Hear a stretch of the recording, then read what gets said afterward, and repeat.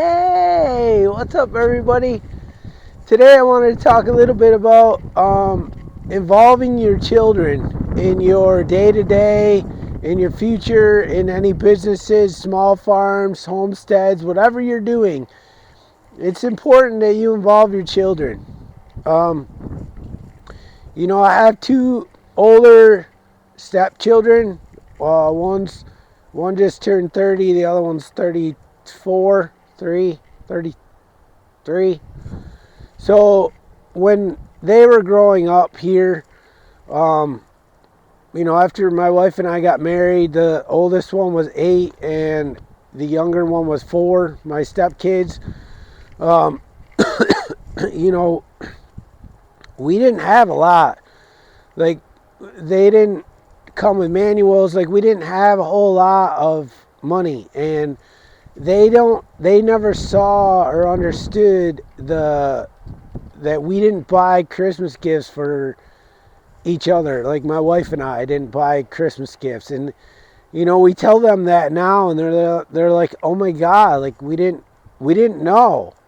Then I had my kids with my wife, my two daughters, and we've been involving them a lot lately as I'm learning about economics and learning about our futures and starting businesses and doing other things. Like, they know more now, and we telling the older kids, and they're like, we never knew. Like, we just hit it. And with my two, the younger two, they're doing very well. We've with the Airbnb we started on a farm. Like, we've talked them all through that. They've seen us go from zero to making money, and we show them, like, it's the money's coming in. Like, we're not doing, like, we went away and the money's coming in. You know what I'm saying? Like they see these things. They see the bad and the good. And it's pretty cool this Christmas. They went and used their own money that they made from the Airbnb and other jobs that they have.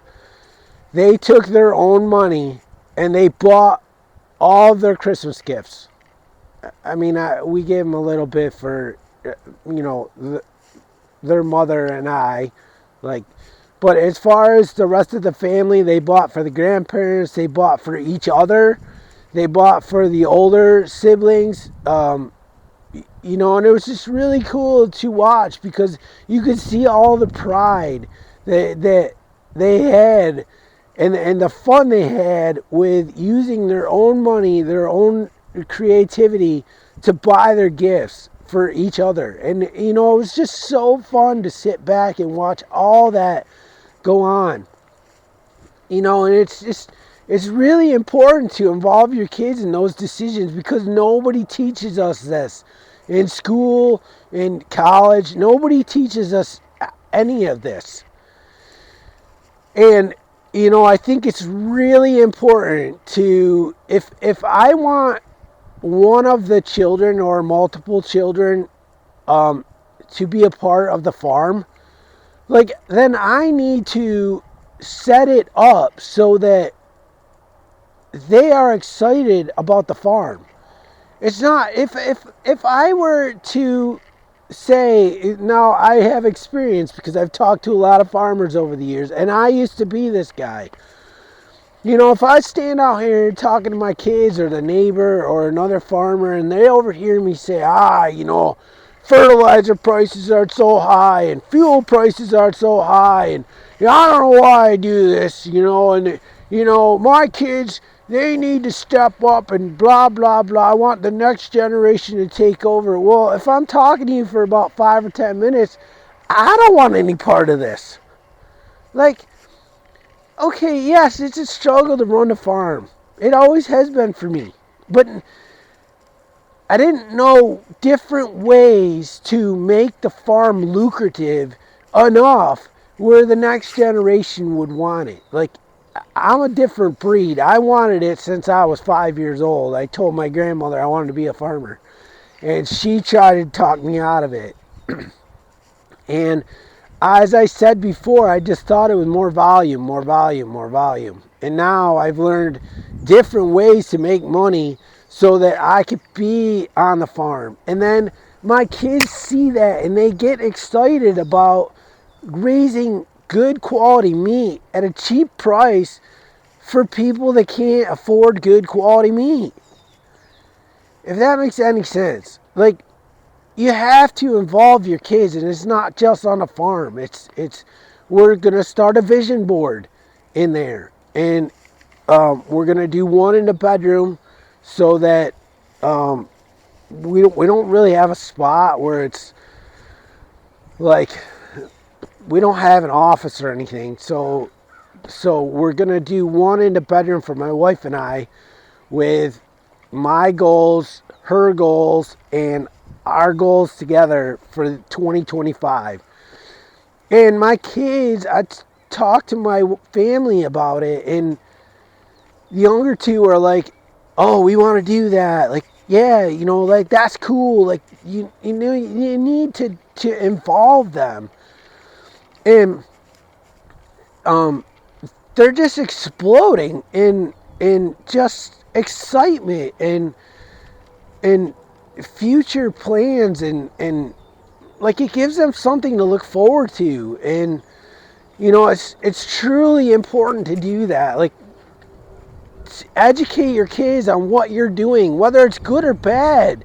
Show them that, hey, we don't have any money this month, like, because of inflation, because times are not good. That everybody tells you they're great. Oh, Jim Cramer, he's out there telling everybody to buy stocks. Everything's so good.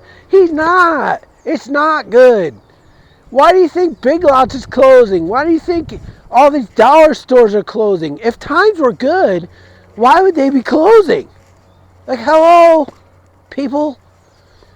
So it's very important to include your kids in the money decisions that you make, good or bad. Show them, like, oh my God, we spent this money. We should have never spent this money on this. All these bills are due, blah, blah, blah. That's what we hid from our children, both sets, the stepkids and my kids. And it's important to let them see your failures and then your successes. And it shows them so they don't make those same mistakes. If you truly want to create generational wealth, you need to not only show them the good parts, but you need to show them the bad parts. And you need to show them, you can't just show them, like, hey, like, we got all this money that we're going to leave you in a trust, or, whatever, not for you to just blow. It's like for you to build this snowball. That's not what generational wealth is. It's, you have to, it's a whole realm of things. Like, you have to teach them about life and set them up for life experiences and show them the bad times and the good times. So I hope this hits home with somebody. It's been weighing on my mind a lot to make this video, and I really want to get to 500 subscribers before the new year. If anybody out there could share this video, that would be amazing. I'm trying to bring value to you. I'm trying to show you what the bad times that we've had, and now the good times that we're hopefully going into. We're going into good times. If things are coming that are going to be bad in the economy or whatever, or in life, like, if you know this stuff and you can prepare and have a little bit of food on the side, and make relationships with farmers, and if you know all this stuff is coming, you can just step aside, and then the train goes by you, and you can get back in and go on your way. Like, just be a little prepared and educate your kids. All right, with that, I love you. Please like, subscribe, share, and comment. That would be amazing. I love you all. Get to know a farmer and have a wonderful day.